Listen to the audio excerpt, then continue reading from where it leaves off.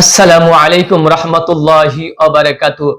সম্মানিত দর্শক মণ্ডলী, একটু ভাবুন, একটু ভেবে দেখুন, আমি কি আজকে সারাদিন কতটুকু নেক আমল করলাম আর কতটুকু খারাপ আমল করলাম। আমি যদি এই ভাবনাটুকু করি, এই ভাবনাটুকু করে আমি ঘুমাই, তাহলে আপনার দ্বারা আমার দ্বারা খারাপ কাজ হতে পারে না। কারণ আপনি দেখুন, আজকে রাত্রে আপনি শুয়ে যাওয়ার পর কি আপনি জানেন সকালে উঠে আপনি ফজরের নামাজ পড়তে পারবেন? কোনো গ্যারান্টি আছে? তাহলে কেন আমরা মানুষের ক্ষতি করি?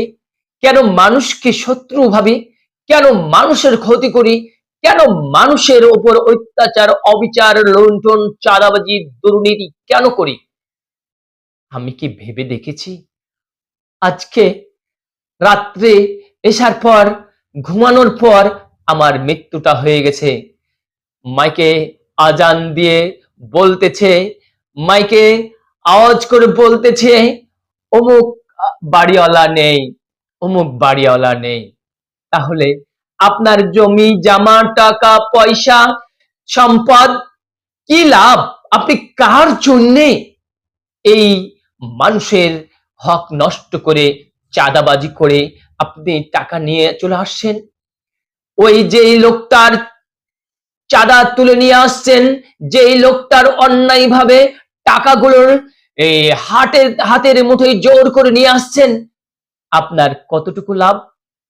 ওই লোকটা তো আল্লাহর কাছে দোয়া করবে, আল্লাহ তোমার কাছে দোয়া করি, হে মাবুদ, আমার অনেক কষ্টে উপার্জিত টাকাগুলো নিয়ে চলে গেল, আল্লাহ তুমি বিচার করো এই পৃথিবীতে, সে যেন কানা হয়ে যায়, অন্ধ হয়ে যায়, সে যেন পঙ্গু হয়ে মারা যায়। যদি এই দোয়াটা করে বসে, তাহলে আপনার কি হবে? আল্লাহ রব্বুল আলামিন বলতেছেন, মজলুম ব্যক্তির দোয়া কবুল হয়। মজলুম যে জুলুম আপনি করেছেন, ওই ব্যক্তির উপর ওই ব্যক্তি যখন দোয়া করবে, তার দোয়া কবুল হয়ে যাবে। এই পৃথিবীতে হয়, এই পৃথিবীতে না হলে কাল কিয়ামতের ময়দানে আপনাকে বিচারের সম্মুখীন হতে হবে। হয়তো ওই টাকাটা নিয়ে আপনার দলকে দিয়েছেন, হয়তো ওই টাকাতে নিয়ে আপনার ছেলে মেয়ে স্ত্রী পরিজনকে খাওয়াইছেন, কিন্তু আপনার কি লাভ? কবরে তো কেউ হিসাব দিবে না, কবরতে কেউ আপনার সাথে আসবে না যে আমি শরীক খেয়েছি, আমি সাথে টাকা নিয়েছি। কিন্তু কেন মানুষের জন্য মানুষের হক নষ্ট করবেন? মানুষের জন্য কেন মানুষের সাথে অত্যাচার, অবিচার করবেন? আজকে একটু ভাবুন, দেখুন আপনার মনটা কি হয়, আপনি কি হতে পারেন, কত দূর হতে পারেন।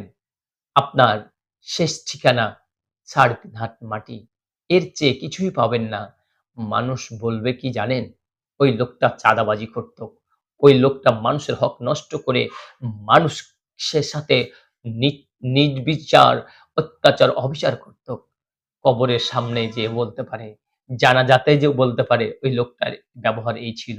তাহলে আপনি এই দুনিয়াতেও ঠাঁই পাবেন না, ওই দুনিয়াতেও ঠাঁই পাবেন না। কেন মানুষের সাথেও অত্যাচার, অবিচার করবেন? কেন মানুষের হক নষ্ট করবেন? আসুন একটু ভাবি, একটু ভেবে কাজ করি।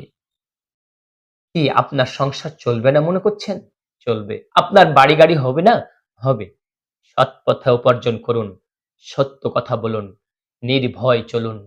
ইনশাআল্লাহ আপনার জীবন পরিবর্তন হয়ে যাবে। আপনি মানুষের সাথে ভালো ব্যবহার করে আল্লাহর কাছে দোয়া পাবেন, দোয়া করবেন। ইনশাআল্লাহ আপনার জীবন পরিপূর্ণ হয়ে ইহকালীন শান্তি পাবে, পরকালে মুক্তি পাবেন। আসসালামু আলাইকুম ওয়া রাহমাতুল্লাহি ওয়া বারাকাতুহু।